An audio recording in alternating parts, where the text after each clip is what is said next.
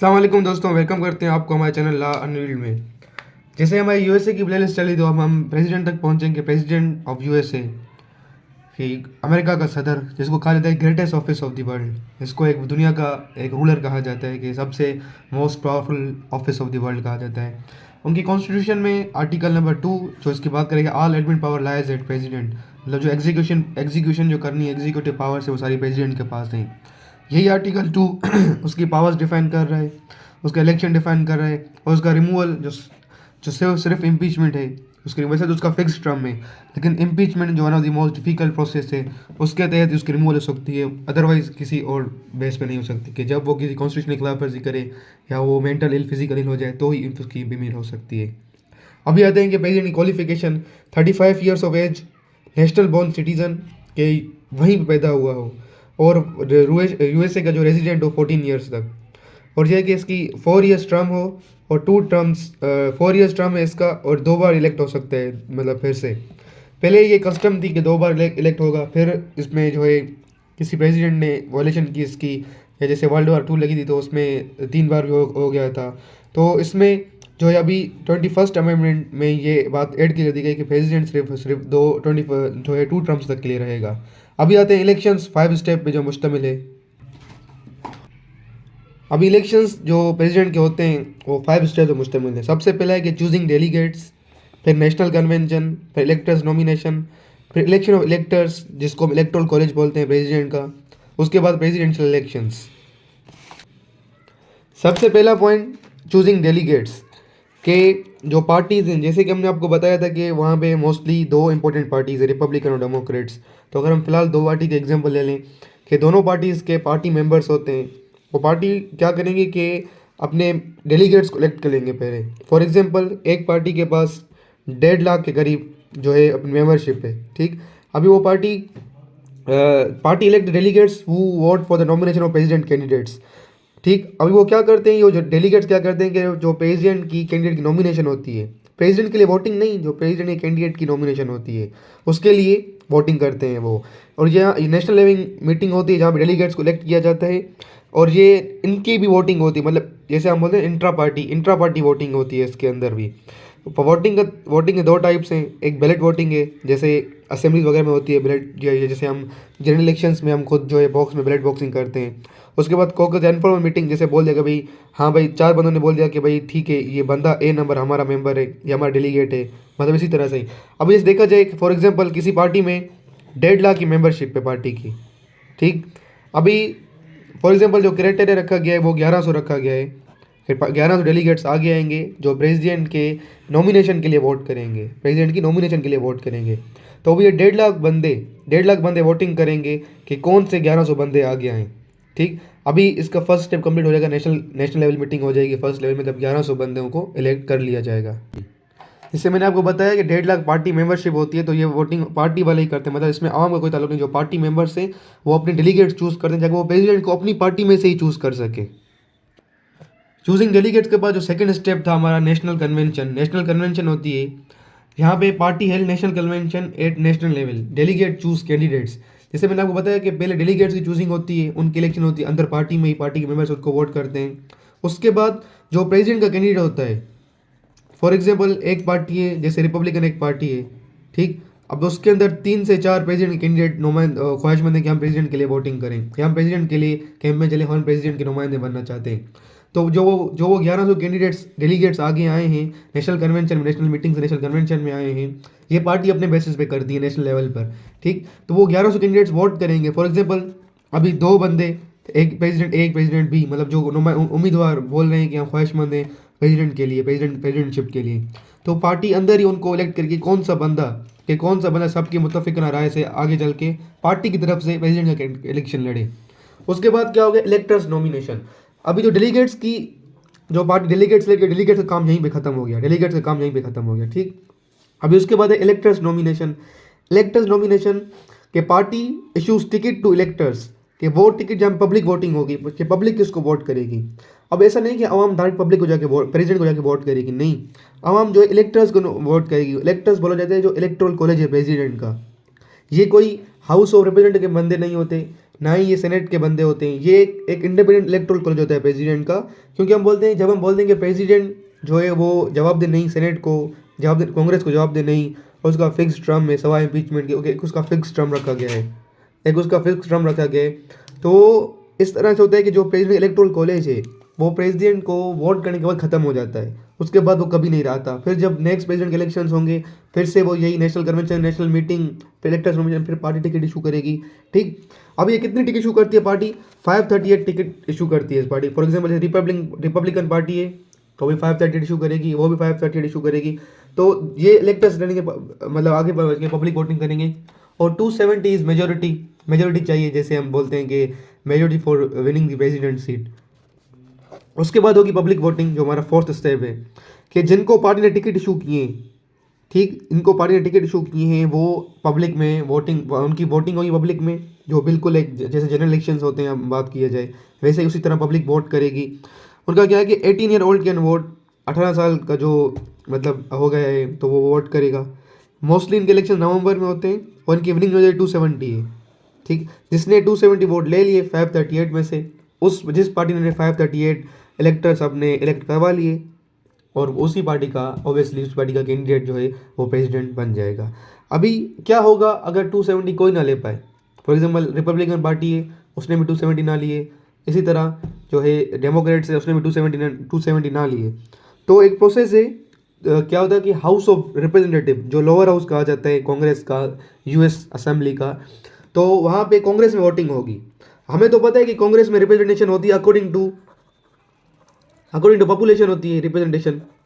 For example अगर New York state है, ठीक, उसके 8 मेंबर्स अवेलेबल होंगे वहाँ पे। अगर नवाडा स्टेट है तो उसका 1 मेंबर अवेलेबल होगा वहाँ पे, या उसका 2 मेंबर्स अवेलेबल होंगे। लेकिन अगर कोई भी प्रेसिडेंट 270 वोट नहीं ले पा रहा, तो ये एक्सेप्शनल बेसिस पे हो जाएगी कि भाई जो वोटिंग होगी वो हाउस ऑफ रिप्रेजेंटेटिव में होगी। हाउस ऑफ रिप्रेजेंटेटिव में हर रियासत का एक वोट काउंट किया जाएगा। चाहे किसी रियासत के 8 बंदे मौजूद हों, वो कंबाइनली एक वोट देंगे। चाहे किसी रियासत के 2 बंदे मौजूद हों, तो वो कंबाइनली एक वोट देंगे। मतलब हर रियासत एक वोट देगी अपना। ये नहीं कि भाई हमारी पॉपुलेशन ज़्यादा है तो हम 8 वोट देंगे, हम 9 वोट देंगे, नहीं, हर रियासत एक वोट देगी। ये तब होगा जब कोई भी प्रेसिडेंट 270 जो इलेक्टोरल कॉलेज से अपने 270 वोट ना ले पाए। तो ये मोस्टली हिस्ट्री में, यूएसए की हिस्ट्री में 3 बार ही हुआ है। तो ये था एक प्रेसिडेंट का इलेक्शन। ठीक, मतलब अभी पब्लिक वोटिंग के बाद जब फिफ्थ पॉइंट हम ऐड करना भूल गए कि इलेक्शन फॉर प्रेसिडेंट। अभी जो पब्लिक ने वोटिंग कर ली, 18 ईयर ओल्ड बंदे ने आके वोट कर लिया, भाई जो पार्टी इलेक्टर्स टिकट इशू किए थे उनको वोट कर लिया। अभी वो आएंगे, इलेक्शन करेंगे प्रेसिडेंट का। वो प्रेसिडेंट को आगे इलेक्ट करेंगे। इलेक्शन जो मोस्टली प्रेसिडेंट का वो 2nd वेडनेसडे ऑफ दिसंबर को होता है। ठीक, उसमें क्या होता है कि वो जो इलेक्टर्स नॉमिनेट किए गए हैं वो होता है इलेक्टोरल कॉलेज प्रेसिडेंट का।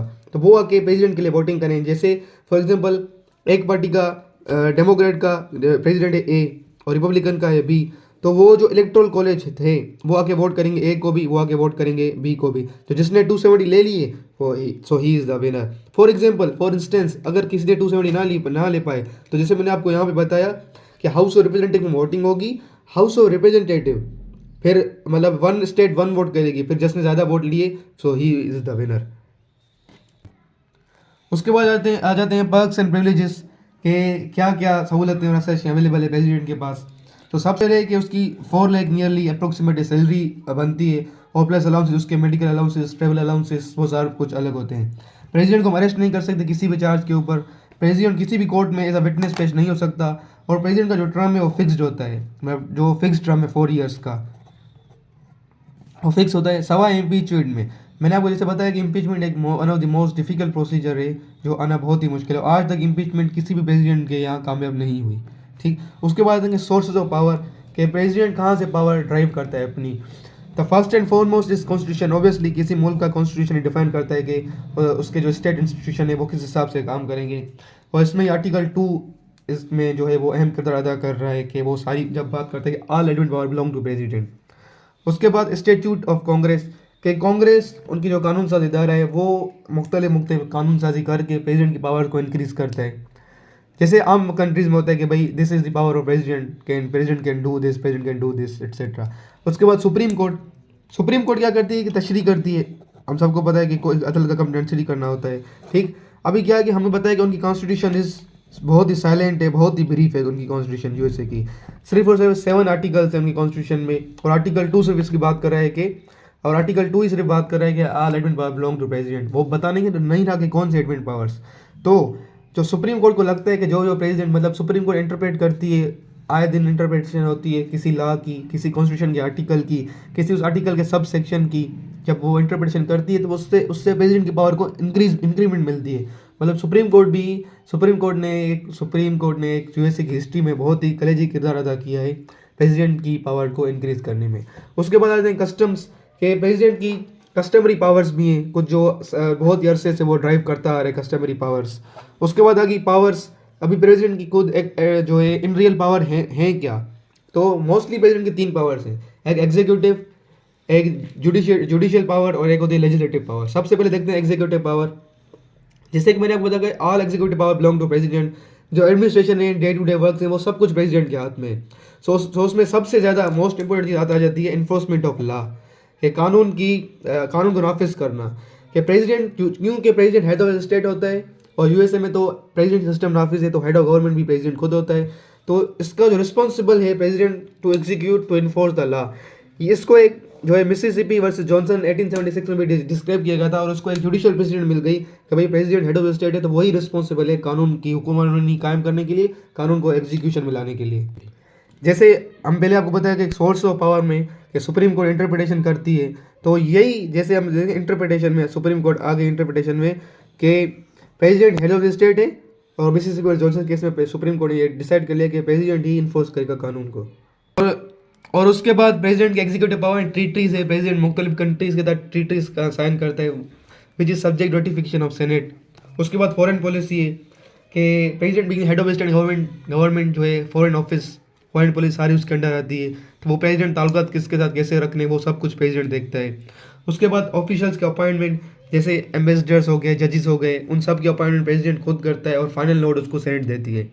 उसके बाद रिमूवल ऑफिशियल्स में जैसे मैंने आपको बताया कि अपॉइंटमेंट तो प्रेसिडेंट सोलली खुद करता है, सॉरी अपॉइंटमेंट जो है वो सेनेट की अप्रूवल से होती है, लेकिन रिमूवल सिर्फ प्रेसिडेंट खुद कर सकते हैं। ये नहीं कि रिमूवल के लिए हम सेनेट को जाके बोलेंगे कि भाई हमें इसको रिमूव करना है तो आप सेनेट आप अपनी इसमें राय दें, नहीं।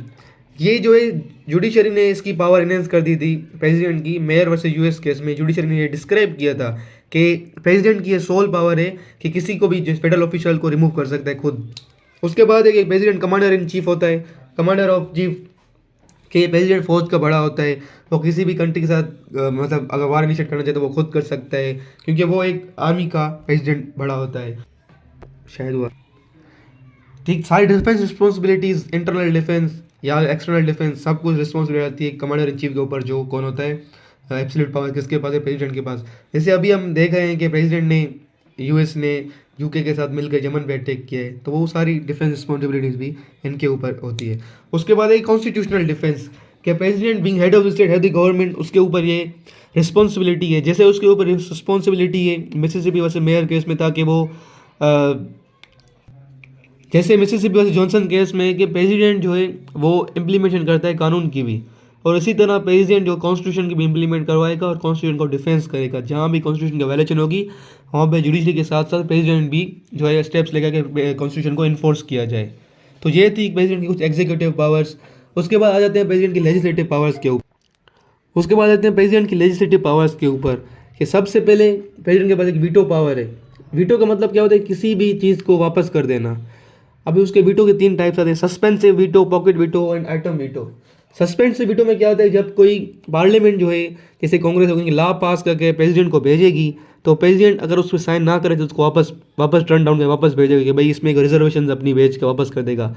तो अगर सेनेट फिर चाहे तो वो फिर जो है 2/3 मेजोरिटी उसको फिर से पास करवा सकती है, फिर उसमें सेनेट प्रेसिडेंट की साइन नहीं चाहिए होती। लेकिन ये कि सस्पेंसिव वीटो की पावर है उसके पास। उसके बाद आ गई पॉकेट वीटो, कि प्रेसिडेंट ना साइन करता है ना उसको वापस भेजता है, अपने पास रख लेता है, वो मतलब अरसों तक प्रेसिडेंट के पास रह जाती है, तो इसको हम बोलते हैं पॉकेट वीटो। उसके बाद है आइटम वीटो। अब आइटम वीटो में क्या कि जैसे कोई एक कानून पास किया गया, उसमें 7 आर्टिकल्स थे। उसके बाद है आइटम वीटो, जैसे फॉर एग्जांपल एक लॉ पास किया गया, उसके 7 आर्टिकल्स थे। ठीक, अभी प्रेसिडेंट बोल रहे हैं कि 5 आर्टिकल तो ठीक है, इसके जो लास्ट वाले 2 आर्टिकल्स हैं ये ठीक नहीं। तो प्रेसिडेंट क्या करेगा, उन 5 पे अपनी कंसेंट शो करेगा, लेकिन जो नीचे वाले लास्ट आर्टिकल 2 बचेंगे जिसमें प्रेसिडेंट अपनी रिजर्वेशन शो कर रहा है, वो आइटम वीटो कर देगा प्रेसिडेंट कि भाई इनको आप देखें। तो जब आइटम वीटो होगा वापस कांग्रेस में जाएगा, कांग्रेस चाहे तो इसको 2/3 मेजोरिटी के साथ सारे लॉ को फिर से पास करवा सकती है, या अगर चाहे तो वो जो प्रेसिडेंट रिजर्वेशंस भेजी हैं उस रिजर्वेशंस को ठीक करके जो है वापस प्रेसिडेंट को भेज सकती है। उसके बाद एक स्पेशल सेशन कॉल, कि जैसे प्रेसिडेंट सेनेट का स्पेशल सेशन कॉल कर सकते हैं जिसमें सेनेटर्स को, कांग्रेस वालों को कोई टीए एंड डीए नहीं मिलती, उनके प्रिविलेज नहीं मिलते, तो उसमें प्रेसिडेंट बोलता है कि आप स्पेसिफिक लॉ के ऊपर किसी स्पेसिफिक डिस्कशंस के ऊपर बात करें। उसके बाद आ जाइए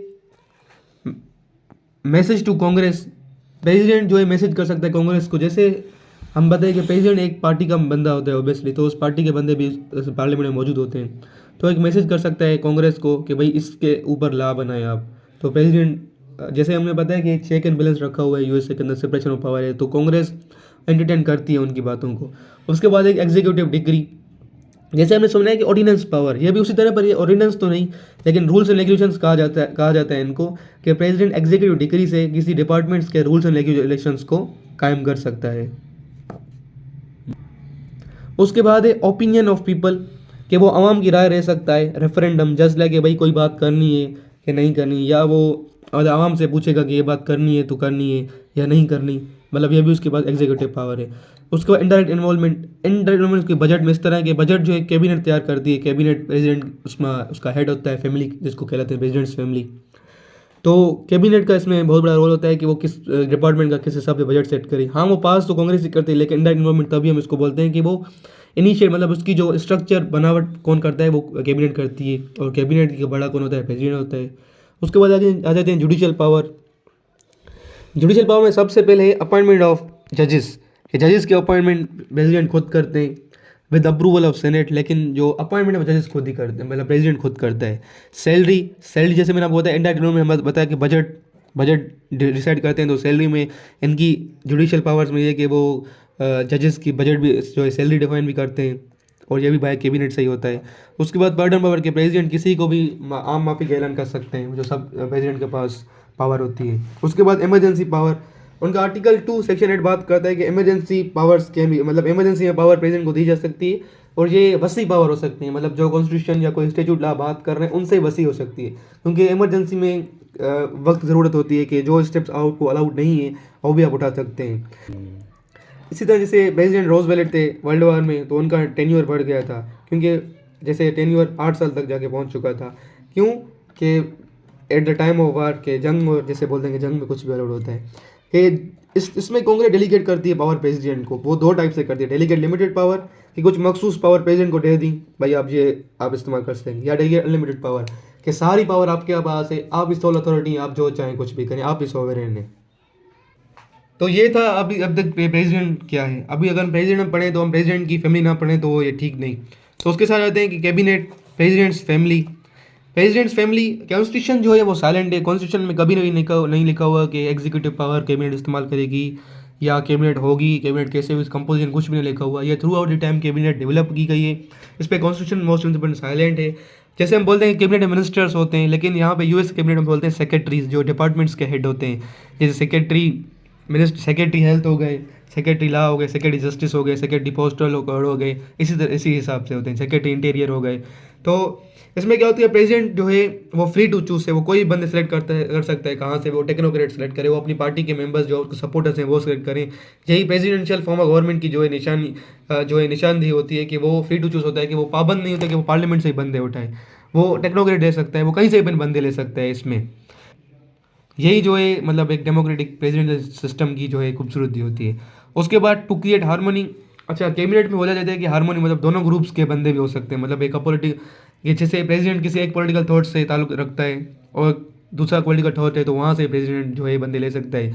ये एग्जांपल वाशिंगटन ने, the first president of USA ने जो सेट कर ली थी, उसने अपनी कैबिनेट में 2 बंदे रखे थे, मेडिसन जिसको सेक्रेटरी ऑफ स्टेट अपॉइंट किया गया था, और हैमिल्टन जिसको सेक्रेटरी ऑफ ट्रेजरर अपॉइंट किया गया था। मतलब 2 अलग अलग पॉलिटिकल थॉट के बंदों ने को इसने कैबिनेट में बिठा दिया, और ये लिखा जाता है हिस्ट्री में कि इन्होंने बहुत ही टफ टाइम दिया था वाशिंगटन को, कि हर वाशिंगटन की बात को अपोज कर रहे थे। उसके बाद आते हैं कि जो ये अपॉइंटमेंट, जैसे मैंने बताया कि फ्री टू चूज़ है, कहीं से बंदे ले सकता है, लेकिन अपॉइंटमेंट करने के लिए उसको वहाँ पे सेक्रेटरी अपॉइंट करने के लिए मर्जी लेगा सेनेट की। और जो है रिमूवल सोलली खुद करता है, रिमूवल खुद प्रेसिडेंट, हर बंदे की रिमूवल खुद करता है प्रेसिडेंट, ठीक। और ऐसा जैसे मैंने आपको बताया कि constitution is very brief on even on president also. So constitution has no power, constitution not stating anything about cabinet. So जो कैबिनेट जो अपनी पावर ड्राइव करती है प्रेसिडेंट से, cabinet work on the name of president. उसके बाद है कि कैबिनेट के बंदे रिस्पॉन्सिबल नहीं होते कांग्रेस को जवाब देने, जैसे प्रेसिडेंट जवाब देने होता है वैसे ये भी जवाब देने नहीं होते। और ये है कि work under the pleasure of president, जब तक प्रेसिडेंट जो है खुश है उनके साथ, उनकी कारकर्दगी के साथ खुश है, तो उनके जो है उनको अपॉइंट कर सकता, उनको रख सकता है। जिस दिन प्रेसिडेंट ना खुश हो गया, ना खुशगवार मूड हो गया, तो उसको किसी को भी हटा सकता है। President not bound to accept advice. हाँ, ये भी है कि अगर फॉर एग्जाम्पल कोई ला पास करवाना है या कोई बात करनी है, अगर प्रेसिडेंट को कैबिनेट उसको एक बात कर रही है और प्रेसिडेंट बोल रहा है कि नहीं ये ऐसा हो, तो वो ऐसा ही होगा, मतलब प्रेसिडेंट बाउंड नहीं है उसकी बात को एक्सेप्ट करने के लिए। उसी तरह एक इब्राहिम लिंकन को बोला था कि किसी लॉ पे कोई काम हो रहा था, कोई बात चल रही थी, एक बुक्स में हमें बात मिलती है कि उसके साथ एडवाइजर ने बोला कि नो, और इब्राहिम लिंकन ने बोला कि यस। तो उसने बोला कि there are 7 noes and 1 yes will prevail. मतलब इस बात साबित है कि प्रेसिडेंट जो है वो बाउंड नहीं है उनकी एडवाइस एक्सेप्ट करने के लिए। तो इन शॉर्ट ये था प्रेसिडेंट का अपॉइंटमेंट, रिमूवल, जैसे मैंने आपको बताया इम्पीचमेंट के थ्रू। इम्पीचमेंट का शॉर्ट प्रोसेस में हम आपको एक ब्रीफली बता देते हैं कि इम्पीचमेंट जो है उसकी जो चार्जशीट पहले बन के आती है हाउस ऑफ रिप्रेजेंटेटिव से, उसके बाद वहाँ से वो पास होकर आती है सेनेट में। सेनेट प्रेसिडेंट का ट्रायल करती है, अगर ट्रायल में वो साबित हो रहा है कि भाई प्रेसिडेंट किसी अनकॉन्स्टिट्यूशनल वर्क में मुलविस है या उसकी मेंटल हेल्थ या फिजिकल कैपेसिटी नहीं है बीइंग प्रेसिडेंट टू कंटिन्यू, तो फिर वोटिंग होती है। अगर 2/3 मेजोरिटी से पास होगी तो प्रेसिडेंट विल बी डीसीटेड। और सिर्फ इम्पीचमेंट ये होता है कि प्रेसिडेंट को डीसीट कर दिया जाता है। आज तक बहुत प्रेसिडेंट्स के खिलाफ इम्पीचमेंट आई तो, लेकिन किसी भी प्रेसिडेंट के खिलाफ इम्पीचमेंट कामयाब नहीं हुई। तो इन शॉर्ट ये था कैबिनेट एंड प्रेसिडेंट। तो उम्मीद करते हैं आपको वीडियो अच्छी लगी। आपको कोई रिजर्वेशन है, आपको कोई क्वेश्चन पूछना है तो आप हमारे कमेंट बॉक्स में आ सकते हैं। Thank you so much.